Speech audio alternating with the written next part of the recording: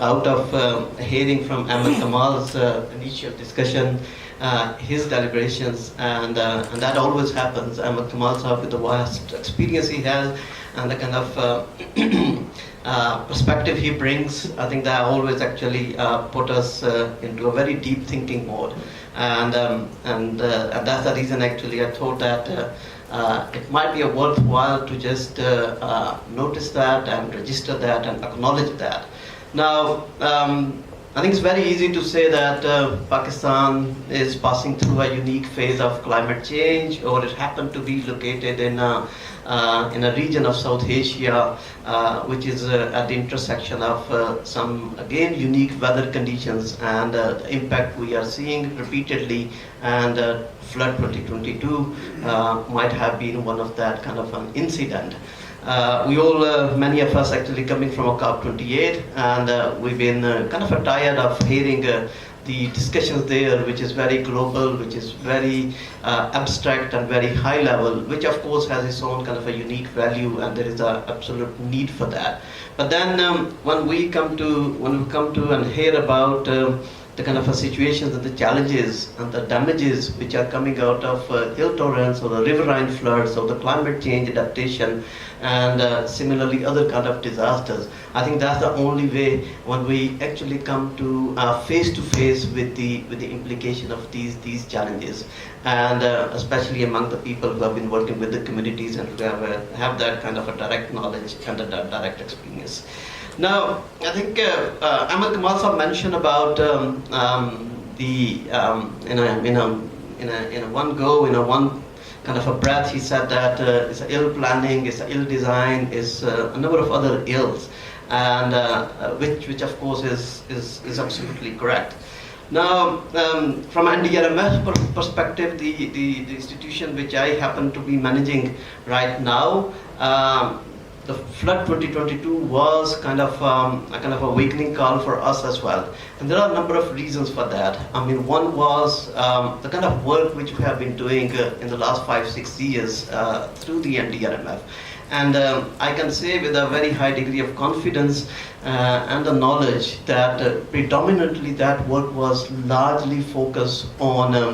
the floods, and within the floods on the riverine floods. And I think that has been the hill torrents or these kind of floods and the challenges has not been on our horizon screen as well. And that's why one of the reasons actually that we actually shifted and we focus our interventions, and we allocated our funding to do those kind of interventions. And we might have been able to do some contributions, and in terms of protecting some communities in a very small and incremental manner against those kind of floods. Although we don't really celebrate much about it because there's a tremendous amount of work which is still needed to be done, and we are still in our efforts to undertake that work. But I think we need to acknowledge that we kind of somehow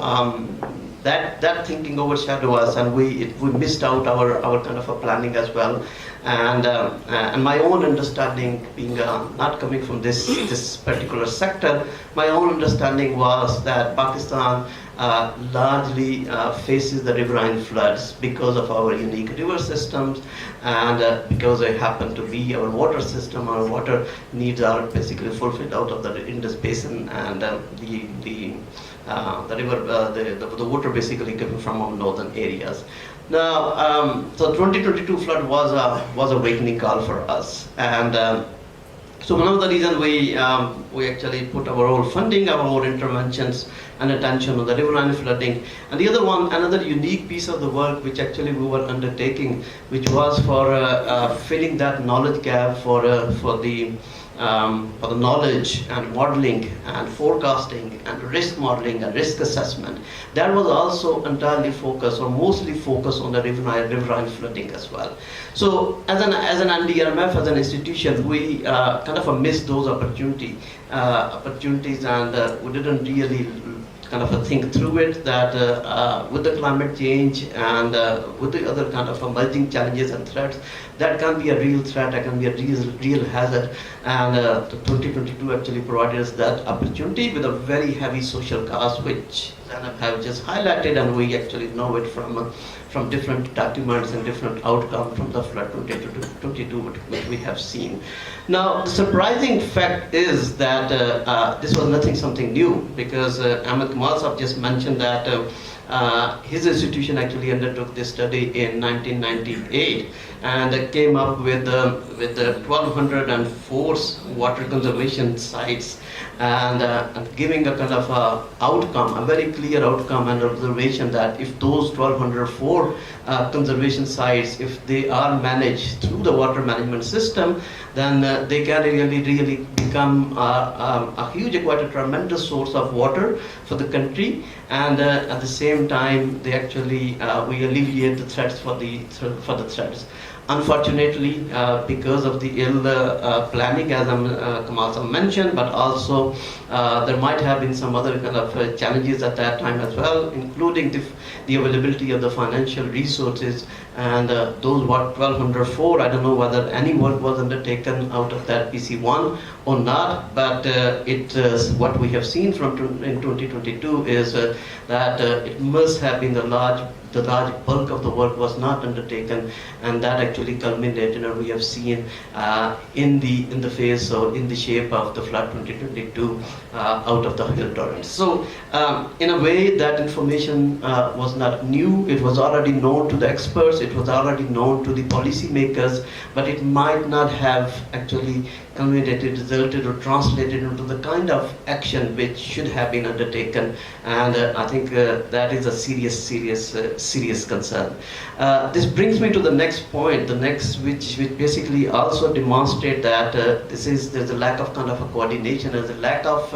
kind of a flow of information, the valuable information and the knowledge which actually needed to be disseminated and need to be shared with the right kind of institutions, so that can be incorporated in the most effective and the feasible manner. And the NMF being the one, we were not really fully aware of it, although we've been hearing about it, and I'm sure that that might have been one of the reasons that we didn't really put the resources, we didn't really make the additional and extra effort to mobilize the funding, and in order to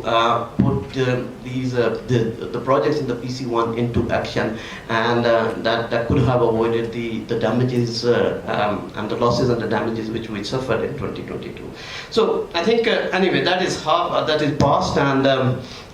we have a huge amount of learning from the past, and as an institution, and the NMF basically have actually taken on, and we have learned from that experience. Now, one of the reasons is there was this missing gap.